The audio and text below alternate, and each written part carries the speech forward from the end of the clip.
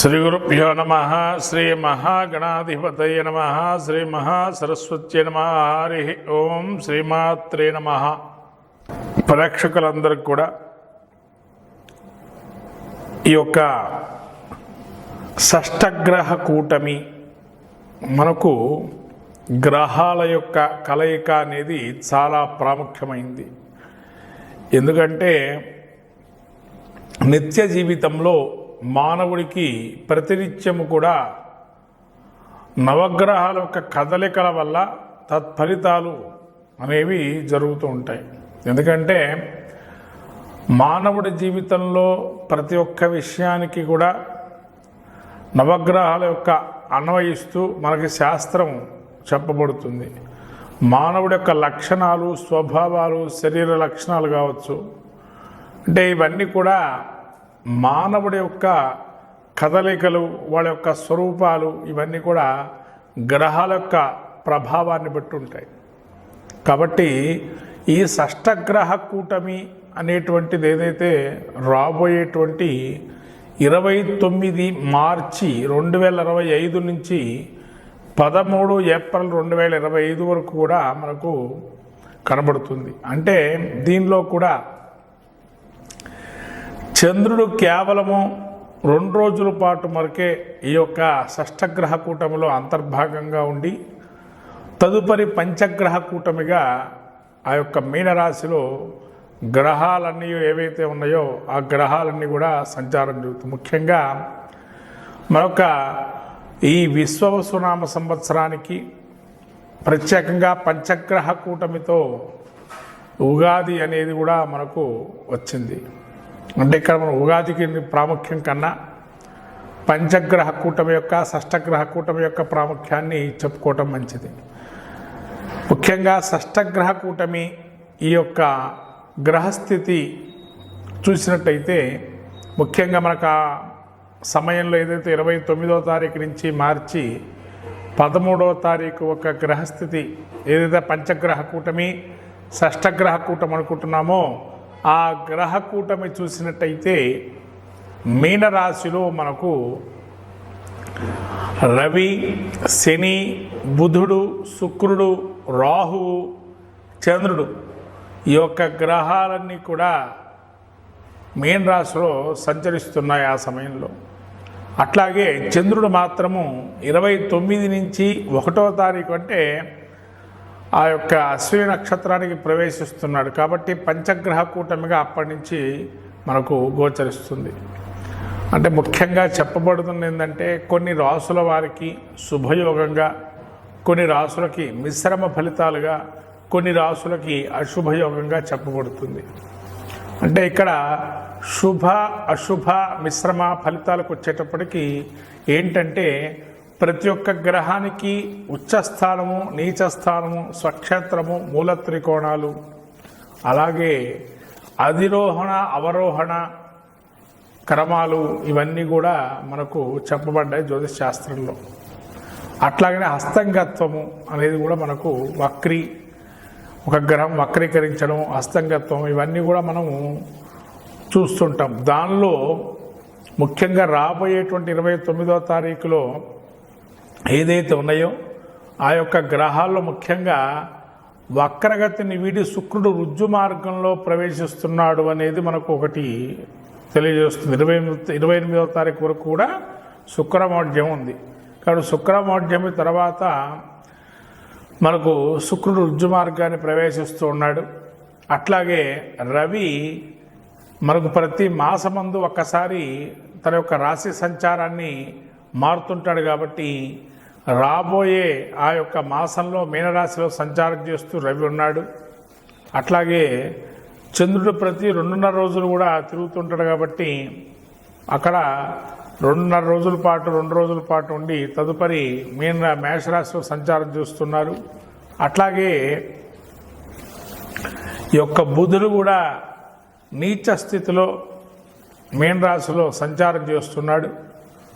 అట్లాగే శని 29వ తారీఖు నుంచి మీనరాశి సంచారం ప్రవేశిస్తున్నాడు. అంటే జన్మస్థ శని సంచారం జరుగుతుంది. ఇక రాహు మనకు మొదటి నుంచి కూడా రాహు మీనంలోనే ఉన్నాడు. అంటే ఇటువంటి గ్రహ సంచారం చూసినట్టయితే ముఖ్యంగా మీన రాశి వారికి జన్మస్థలంలో ఇన్ని గ్రహాలు కూడుకున్నాయి అనేది చెప్పబడుతుంది. అయితే యోగ అవయోగాలు అనేవి మీకు ఇంతవరకు చెప్పాను. కొన్ని ఉచ్చస్థితిలో నీచస్థితి ఉన్నాయని చెప్పి, ఇక్కడ ఉచ్చస్థితి గతులై ఉన్నటువంటి శుక్రుడు ఇక్కడ ఉన్నాడు, నీచస్థితిలో బుధుడున్నాడు. అట్లాగే మనకు స్వక్షేత్ర గతుడు అంటే ఇక్కడ ఎవరూ లేరు, సమక్షేత్రంలో శని సంచారం చేస్తున్నాడు. అట్లాగే రాహు శత్రుక్షేత్రంలో ఉన్నాడు, రవి మిత్రక్షేత్రంలో ఉన్నాడు, చంద్రుడు కూడా మిత్రక్షేత్రంలో ఉన్నారు. అంటే ఇక్కడ అన్ని గ్రహాల్లో ముఖ్యంగా చెప్పాలంటే 2 గ్రహాలు కొంత వ్యతిరేకమైన ఫలితాలు ఇచ్చే అవకాశం ఎక్కువగా కనబడుతుంది. మిగతా గ్రహాలన్నీ కూడా మంచి ఫలితాలు, శుభ ఫలితాలు ఇస్తున్నాయి. కాబట్టి ద్వాదశ రాశుల వారికి అట్లాగే మనకు దేశ గోచారం అనేది కూడా ముఖ్యంగా చెప్పబడాలి. ఎందుకంటే దేశ గోచారంలో ఎందుకు ఈ విధంగా అంటే, ప్రతి దేశానికి ప్రపంచానికి మనకు గ్రహ గతులను బట్టే యోగ అవయోగాలు అనేవి మన ఎట్లయితే చూసుకుంటున్నాము మానవుడి జీవితంలో, అట్లనే యోగాలు కూడా ఉంటాయి ప్రతి ప్రపంచంలో కానీ దేశ గోచారంలో కానీ. వీటి వల్ల ఈ షష్టగ్రహ కూటమి వల్ల దోష గోచారం ఏంటి అంటే, దేశ గోచారం చూసినట్టయితే ముఖ్యంగా మనకు విశ్వవసునామ సంవత్సరం ఉగాది అనేది ఏదైతే జరుగుతుందో ముఖ్యంగా స్ట్రిక్ట్గా రూల్స్ అనేది పాటించే అవకాశం ఎక్కువగా ఉంటుంది రాజ్యంలో. కొన్ని రాజ్యాల్లో అవకతవకలు ఏర్పడి రాజ్యాధికారాన్ని కోల్పోయే అవకాశం ఉంటుంది కొంతమంది రాజులు కూడా. అట్లాగే ఈ యొక్క ఆర్థిక మాంద్యము, బుద్ధి కుశలతగా ఉండకపోవటం ప్రపంచ జనాల్లో. ఎందుకంటే ఆ బుద్ధి కుశలత లేకపోవటం వల్ల ఆలోచన జ్ఞానం కొంతవరకు మాంద్యం చెందటం వల్ల ఏదైతే దొరుకుతుందో దాని మీదనే ఆలోచనతో వెళ్తుంటారు. కానీ దాని పరిష్కార మార్గాలు ఉంటాయి కానీ వీళ్ళు వెతకరు. అట్లా వెతికినట్లయితే ఖచ్చితంగా ఫలితాలు ఉంటాయి. అట్లాగే రాబోయే తరంలో అంటే రాబోయే యొక్క దేశం గోచారం చూసినట్టయితే శని కూడా మనకు మీన రాశిలో ఉన్నాడు. అంటే ముఖ్యంగా చెప్పాలంటే మన దేశ గోచారం చూసుకుంటే భారతదేశానికి కొంతవరకు మంచి ఫలితాలు సుచితంగా ఉన్నాయి. ఎందుకంటే చాలా వరకు దేశాలు మన యొక్క ఉన్నతిని, మన యొక్క ప్రాబల్యం ఏదైతే ఉందో అది సమస్తమైనటువంటి మిగతా దేశాలు కూడా మన యొక్క భారత్ వైపు చూస్తుంటాయి. ఈ విధంగా మన దేశ గోచారంలో ఆర్థిక మాంద్యం ఉన్నా మన దేశంలో అయితే క్రీడారంగం కొంత పుంజుకోవడానికి అవకాశాలు మెండుగా ఉన్నాయి. అట్లాగే స్త్రీలు ఆధిపత్యంగా కొన్ని కళల్లో రాణించే అవకాశం ఉంది. అట్లాగే స్త్రీల వల్ల కొంతవరకు దేశాన్ని కూడా శాసించే సమయం కూడా ఆసన్నమైంది. ఇవన్నీ కూడా కొంతవరకు మనకు కొన్ని మంచి ఫలితాలు రాబోయే అవకాశం ఉంది. అట్లాగే ఉపద్రవాలు కూడా ఉన్నాయండి. దీనిలో ముఖ్యంగా వృత్తులు అంటే ఏదైతే ఒక ఉద్యోగాన్ని కానీ ఒక వృత్తులు కానీ ఎంచుకునేటువంటి వారు ఎవరైతే ఉంటారో మార్పులు అనేవి కొన్ని జరుగుతుంటాయి. వృత్తిరీత్యా మార్పులు కావచ్చు, లేదా వాళ్ళు చేస్తున్న ఉద్యోగానికి సంబంధించిన మార్పులు కూడా కొన్ని కొత్త ధనమైనటువంటి మార్పులతో ముందుకెళ్ళటం అనేది అవకాశం ఉంటుంది. అట్లానే ఆధ్యాత్మిక రంగానికి తీసుకున్నట్లయితే ఈ యొక్క షష్టగ్రహ కూటమి ఏదైతే ఉందో ఆధ్యాత్మికంగా చాలా అద్భుతంగా గోచరిస్తుంది. అంటే ఆధ్యాత్మికత కూడా బాగా సంతరించుకుంటుంది అనే ఒక అవకాశం కూడా ఉంది. ఇది మనకు ఈ షష్టగ్రహ కూటమి వల్ల దేశ గోచారంలో ఒక విషయాలు. ఈ విధంగా ద్వాదశ రాశుల ఫలితాలు చెప్పుకుంటాం. షష్టగ్రహ కూటమి ద్వాదశ రాశి యొక్క ఫలితాలు ఏ విధంగా ఉంటే షష్టగ్రహ కూటమికి అట్లనే పంచగ్రహ కూటమి తదనుగుణంగా మనము రాబోయే ఈ యొక్క 29 మార్చి నుంచి 14 అంటే 13వ తారీఖు వరకు ఉండేటువంటి గ్రహ సంచారాన్ని పంచగ్రహ కూటమిగా ఉంది. కర్కాటక రాశి వారికి పునరుసు నక్షత్రము, పుష్యమి నక్షత్రం, ఆశ్లేష నక్షత్రము ఈ కర్కాటక రాశికి చెందినవి. ఈ కర్కాటక రాశి వారికి పంచగ్రహ కూటమి, షష్టగ్రహ కూటమి ఏదైతే ఉందో 9వ స్థానంలో గోచరిస్తుంది. కాబట్టి పాపులకి 9వ స్థానము చాలా మంచిదిగా గోచరిస్తుంది. కాబట్టి ఈ 9వ స్థానంలో ఉండేటువంటి గ్రహాలు ఏవైతే రవి, చంద్ర, బుధ, శుక్ర, శని ఈ గ్రహాలన్నీ యోగదాయకంగా ఉన్నాయి. అందులో కుజుడు కూడా మీకు 12లో ఉన్నాడు. కాకపోతే 12లో కుజుడు కొద్దిగా ఇబ్బంది కలగజేస్తాడు. కాబట్టి వాటి యొక్క ఇబ్బంది అనేది కర్కాటక రాశికి కుజుడు వల్లనే ఉంది. కానీ పంచగ్రహ కూటమిలో ముఖ్యంగా 9వ స్థానంలో మీకు అవయోగంగా ఉన్నాడు శుక్రుడు ఇక్కడ.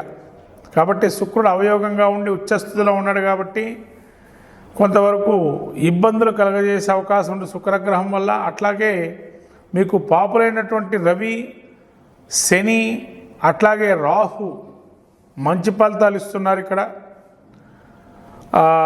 ఈ యొక్క రవి కూడా మీకు మంచి ఫలితాలు ఉన్నాయి.